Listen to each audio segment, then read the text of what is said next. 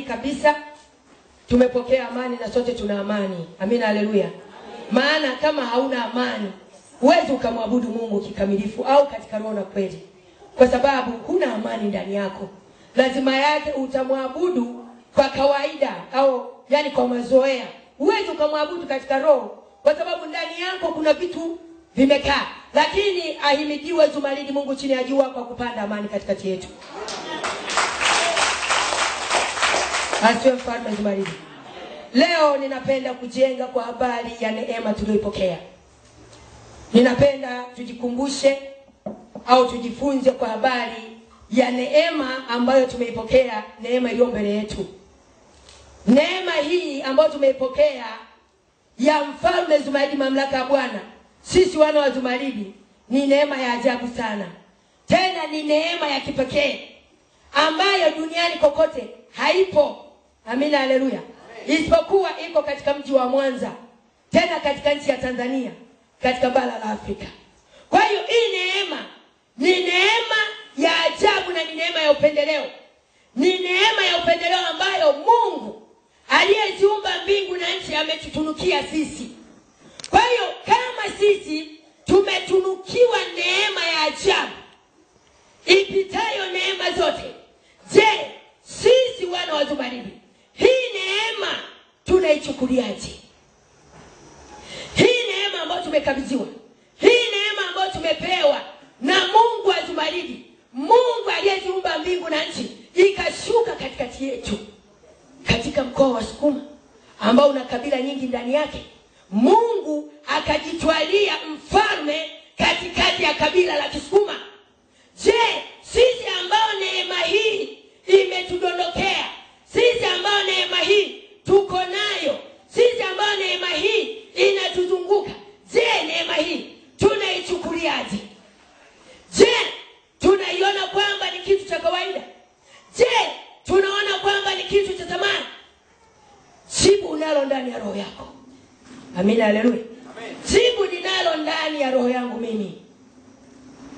Siku zote mtoto wa tajiri, mwana wa mfalme, mtoto wa malkia, anapokuwa katika himaya ya wazazi wake, yule mtoto tajiri, baba yake au wazazi wake wana kila kitu pale nyumbani.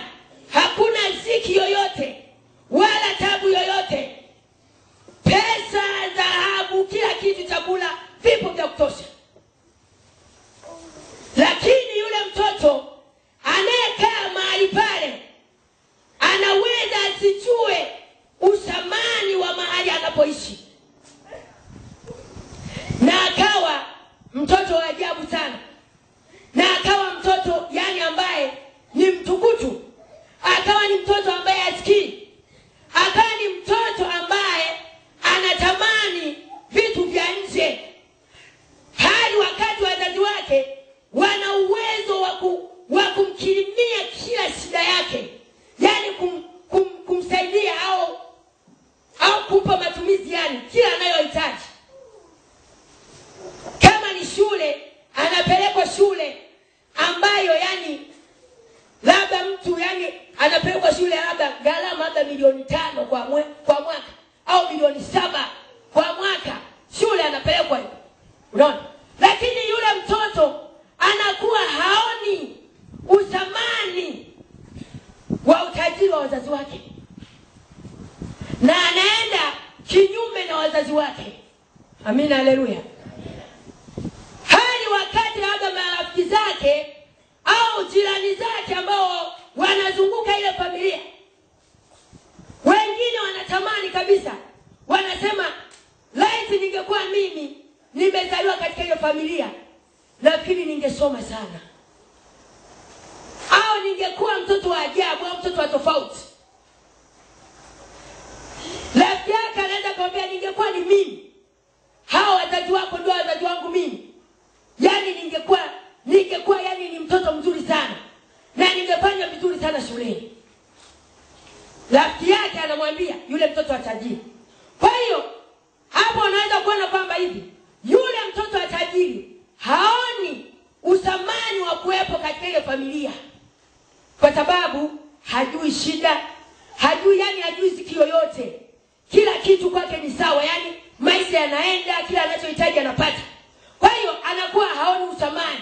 Anakuwa ni mtu ambaye anaweza kutapanya yani mali ya wazazi, anakuwa mharibifu, yani hajali vitu vya pale nyumbani. Anakuwa ni mharibifu wa vitu, anavuruga nini, yani hajali kwa sababu ya utajiri wa wazazi wake. Amina, haleluya. Ndivyo ilivyo katika ulimwengu wa roho. Sisi mahali hapa ni wana wa kifalme. Tumezaliwa katika ukoo wa kifalme. Baba yetu ni mfalme, ni mtawala. Lakini yawezekana mimi na wewe tusijue uthamani wa kuitwa mwana wa kifalme, au tusijue uthamani wa mzazi wetu. Amina, haleluya. Na tukaa tunafanya mambo ya ajabu yasiyompendeza Mungu. Tunafanya mambo ya tofauti kabisa, wakati tunajua kabisa kwamba sisi ni wana wa kifalme. Mtoto wa kifalme popote anapotembea, anapokanyaga, sehemu yoyote anapofika, yule mtoto huheshimiwa sana na mtu yeyote yule. Anaheshimiwa kwa sababu ni mtoto wa mfalme. Kwa hiyo inamaanisha kwamba sisi mahali hapa tunaheshimiwa. Mungu anatuheshimu kwa sababu tumezaliwa na mfalme Zumaridi. Kwa hiyo Mungu wa Zumaridi anatuheshimu na anatupenda. Lakini pamoja nayo, pamoja na kupendwa, pamoja na kuthaminiwa, yawezekana mimi na wewe tusiuone ule upendo anaotupenda Mungu, na tukawa tunaenda kinyume na mapenzi ya Mungu, na tukawa hatuoni uthamani wa neema ambayo imetudondokea sisi kuitwa wana wa mfalme. Amina, haleluya. Kwa nini nasema hivyo? Kwa sababu unakuta mtu yuko katika familia ya kifalme, lakini mambo yake hayaendani na ile familia.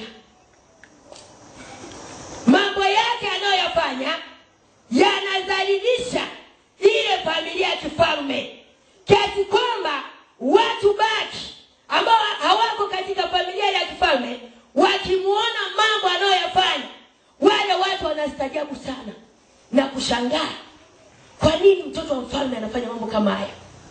Kwa nini wakati watu baki au watu wengine wanatetemeka mbele za mfalme na kuogopa, na wanaposikia sauti yake mfalme akiongea wanaogopa sana na kuwa na hofu kubwa ndani yao? Lakini mtoto wa mfalme aliyezaliwa na mfalme wala hawezi kuogopa sauti ya baba yake. Hawezi kuogopa maneno anayoyatoa katika kinywa chake yule mtoto, kwa sababu yuko katika ule ufalme.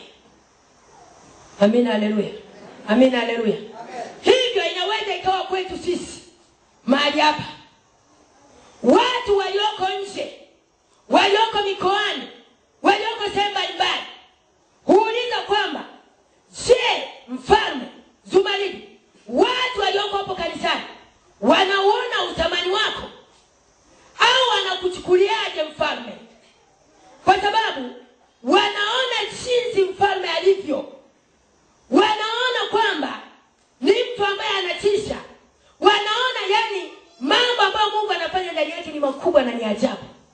Kwa hiyo wale watu ambao hawako katika mkoa wa Mwanza, labda wako Dar es Salaam, Arusha, Moshi, wapi sehemu mbalimbali, yani wanakuwa wanajiuliza kwamba hivi walioko pale kanisani wana raha iliyoje kuwa na mtu kama huyu hapa, wana neema iliyoje kuwa na mtu kama huyu hapa, maana sisi tuko mbali naye, lakini mambo tunayoyashuhudia katikati ya maisha yetu ni makubwa na ni magumu. Je, walioko pale? Watu wanakuwa na maswali, wanajiuliza. Amina, haleluya. Amina, haleluya. Na kumbe unaweza kukuta kwamba wewe ulioko mahali hapa ukaona kwamba ni kitu cha kawaida, kwa sababu umezungukwa na utajiri mwingi, umezungukwa na vitu vikubwa, umezungukwa na ulinzi, yani kila kitu umezungukwa. Amina, haleluya. Kuna kitu kimoja nilijifunza kwamba mgeni anapokuja mahali hapa anashika maelekezo kutoka kwa mfalme kwa uhakika. Amina, haleluya. Anaambiwa kwamba haya maji nimekuombea sio maji, bali ni nguvu ya Mungu. Haya maji nimekuombea sio maji, bali ni moto. Haya maji nimekuombea ni mafanikio, ni baraka juu ya maisha yako. Kwa hiyo kayatumie mchana, jioni na usiku na asubuhi. Amina, haleluya. Kaoge, fanya hivi. Unakuta yule mtu hapotezi hata pointi moja kwa kile alichotamkiwa na mfalme. Amina, haleluya. Lakini ukakuta mimi na wewe hatuwezi hata ukakuta kuwa hauna hata maji ya upako ndani. Hauna maji wala hauoni umuhimu kuwa na maji ya upako ndani. Amina, haleluya. Ukakuta mwana wa Zumaridi yuko mahali hapa hajui hata kutakasa nyumba yake. Lakini mgeni aliyeingia mahali hapa ni hodari wa kusafisha nyumba kwa maji ya baraka iliyobarikiwa na mfalme, kwa kumaanisha kuondoa giza na kutawanyisha kabisa na kupanda nuru katikati ya nyumba yake. Amina, haleluya. Amina, haleluya. Lakini unakuta mtu ambaye ana miaka 2, 3 na kuendelea, mwaka mmoja, wala hajali wala haoni kwamba kuna umuhimu wa kusafisha nyumba yangu.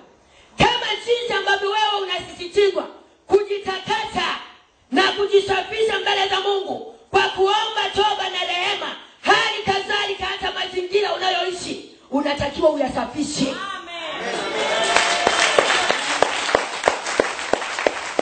Asiwe mfalme Zumaridi.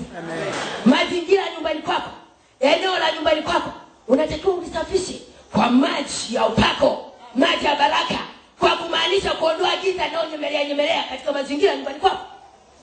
Amina, haleluya. Lakini sasa unakuta mtu hana habari, amekaa ndani, hajui kutakasa nyumba yake.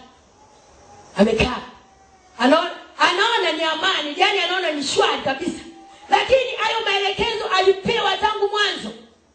Amina, haleluya. Alipewa tangu mwanzo wakati anaingia kwamba unapaswa kutakasa nyumba, unapaswa kuoga maji ya baraka, unapaswa kunywa maji ya baraka kwa ajili ya kujiweka sawa mwili wako. Amina, haleluya. Kumbuka tuko katikati ya dunia, na dunia hii nguvu za giza zimetanda kila kona. Amina, haleluya. Kwa hiyo unapokuwa unaoga maji ya upako na kisha unatembea unaenda kazini, kwenye biashara zako, ina maana yani kuna nuru ambayo inakuwa imekuzunguka. Hata ukikutana kitu chochote hakiwezi kufanya kitu chochote kwako. Amina, haleluya.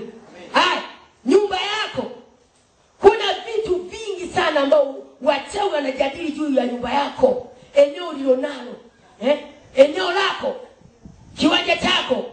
Kuna watu wanakaa kule chini wanakijadili kile kiwanja, lakini wewe umekaa umetulia, uwezi hata kukumbuka kutakasa kiwanja chako, kukisafisha kiwanja chako. Amina, haleluya. Hiyo ni kulewa utajiri wa mfalme. Yani unalizika, unalewa madaraka, yani unalewa kwamba yani hamna shida, mimi ndio mtoto wa mfalme, hakuna wa kunigusa. Ni kweli, lakini tunapaswa kuwa makini. Amina, haleluya. Na kushika sheria anazotufundisha Baba. Ulipokuwa hapa, ulipokuja ulikuwa hodari sana kutumia maji. Amina, haleluya. Ulikuwa hodari sana. Maji yalikuwa yapungui ndani ya nyumba yako. Amina, haleluya. Lakini sasa hivi unakuta mtu mpaka anaambiwa leta maji hapa, weka kae mwezi mzima. Haya sasa ndio ataondoka nayo. Lakini hapo alipo nyumbani kwake hana maji. Hana maji ya baraka kabisa, wala hana wasiwasi. Amina, haleluya.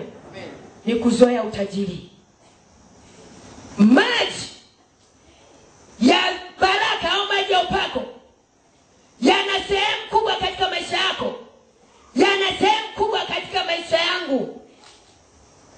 Unaweza kuona maji yaliyoombewa baraka yanavyoweza kumfungua mtu.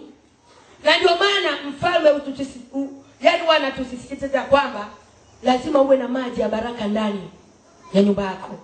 Amina, haleluya. Hata mfalme hapa alipo ana maji paka ya mleba. Ya mleba ya mwaka jana sijui.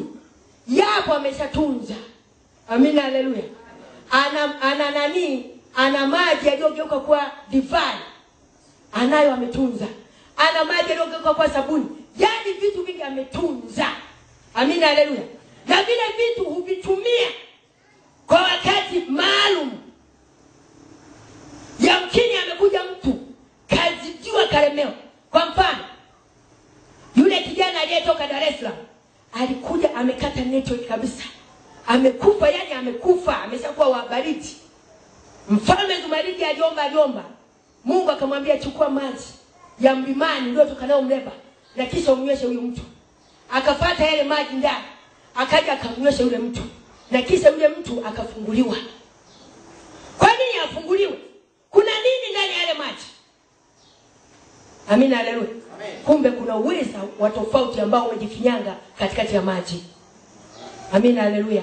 Amina, haleluya. Tunapaswa watumishi wa Mungu tujifunze kutii sauti ya Mungu. Amen. Amen. Amen. Hii ni neema ambayo tumeipata. Anaweza akatokea mtu kwako kabanwa na nguvu za mapepo, nguvu za giza. Huna hata maji ya baraka. Na ukijiangalia katika ulimwengu wa roho, lenki ulionayo haiwezi kachomoa ile ngoma kwa kupitia kuomba. Amina, haleluya.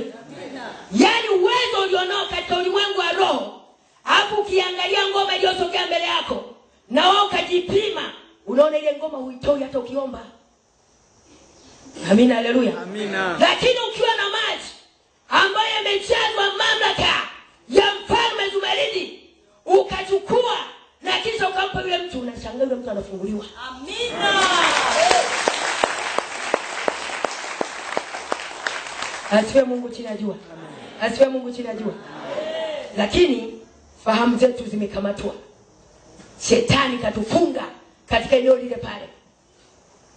Hata kama sio jirani, inaweza ikatokea seleka ndani ya familia yako. Ikatokea seleka babu kubwa. Haleluya. Haleluya. Kumbuka tuko vitani, bado hatujashinda. Mapambano mpaka mwisho ufe uzikwe. Ndio anamaliza mapambano. Ndio anamaliza michakato ya kukabiliana na Lucifer, Shetani mkuu wa mapepo. Mpaka uende alizini ufukiwe. Hapo umemaliza kazi, umeshinda vita. Lakini unapokuwa unatembea, unapumua, unaishi,